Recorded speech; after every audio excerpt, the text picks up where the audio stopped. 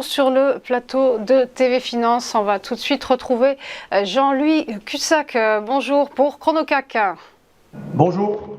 Vous êtes donc trader pour compte propre et travaillez également pour Arsenal Finance.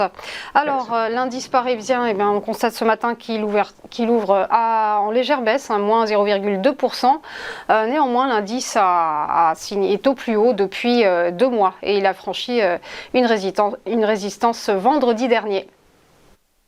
Oui, alors là, ça dépend des interprétations graphiques. Pour nous, si vous voulez, il a tapé la zone haute de sa zone d'évolution depuis maintenant plusieurs semaines et il reste extrêmement hésitant.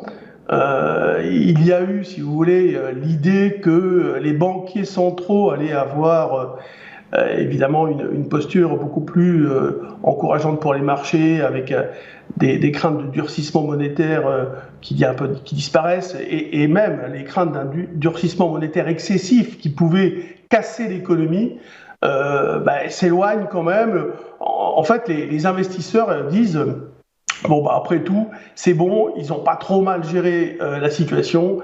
Et les marchés, si vous voulez, sont repris, sont remontés au plus haut grâce à cela. Alors maintenant, il y a plusieurs choses à attendre des marchés. Il y a les résultats des sociétés.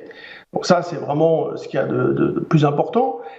Mais là également, il ne faut pas se faire piéger parce que les résultats étaient attendus en mitigé, on va dire, en légère baisse, surtout au niveau des perspectives. Alors, en légère baisse par rapport à certaines estimations très optimistes, les prix, si vous les payez, sont assez généreux, notamment aux États-Unis. Bon, il faut donc que les news justifient ces prix payés, ce qui n'est pas évident.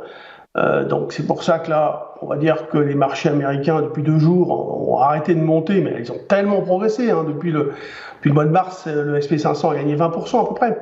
Donc c'est énorme. Et là, on s'attend tous à ce qu'il y ait quand même un retracement, que les marchés soufflent un petit peu. Et c'est pas évident, ils se maintiennent très très bien. Le CAC 40, il se maintient très très bien.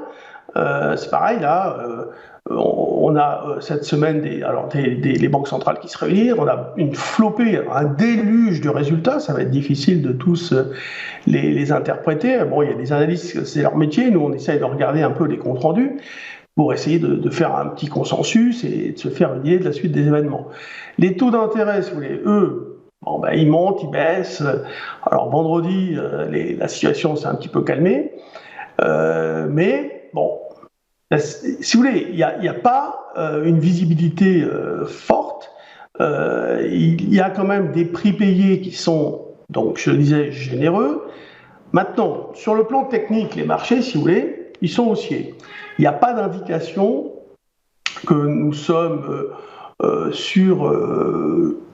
proche d'un retournement de tendance à la baisse. Toutefois, on se dit, quel pourrait être le relais à la hausse ? Difficile. Donc, le relais, ce sont les résultats. C'est vraiment ça qui va vraiment compter. On va se dire, du côté de l'inflation, on va considérer que c'est maîtrisé. Du côté des politiques monétaires, tout ça va se calmer. On va peut-être moins en parler, même si il y aura toujours des statistiques qui nous feront penser « Ah oh là là, c'est peut-être pas fini, la bataille contre l'inflation. » Ok.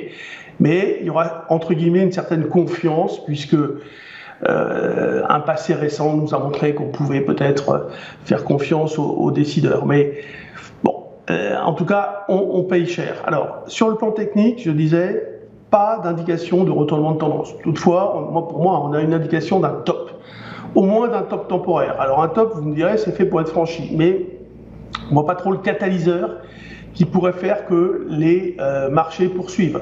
Alors pourtant, on a des catalyseurs potentiels semaine, avec notamment la Fed mercredi soir, c'est évident.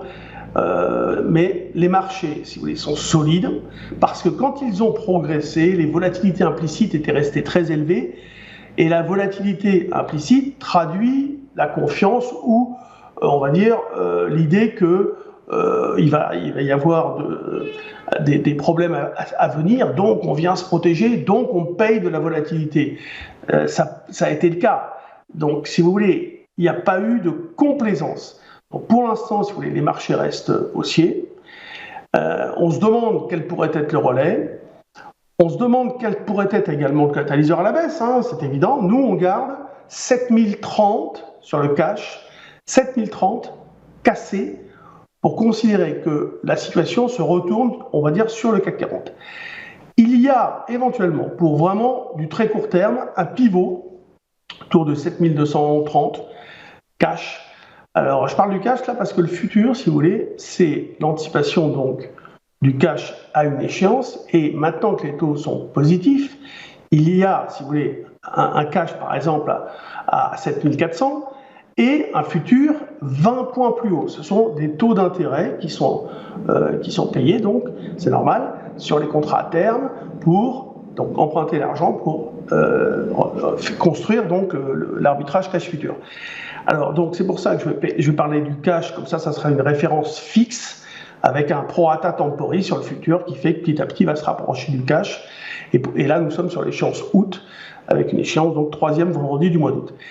Et 7230, on peut considérer que bon, les probabilités à court terme, très court terme, hausse-baisse peuvent alterner un petit peu par rapport à ce niveau.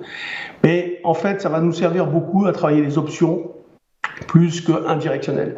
Et là, aujourd'hui, sur le long terme, on est plus dans une recherche d'opportunité. Je pense qu'il faut conserver un comportement opportuniste plutôt qu'un comportement long terme où on pourrait se dire, allez, on laisse porter à la hausse, les marchés sont haussiers. Non, ils le sont haussiers, mais on peut pas laisser porter comme ça les yeux fermés.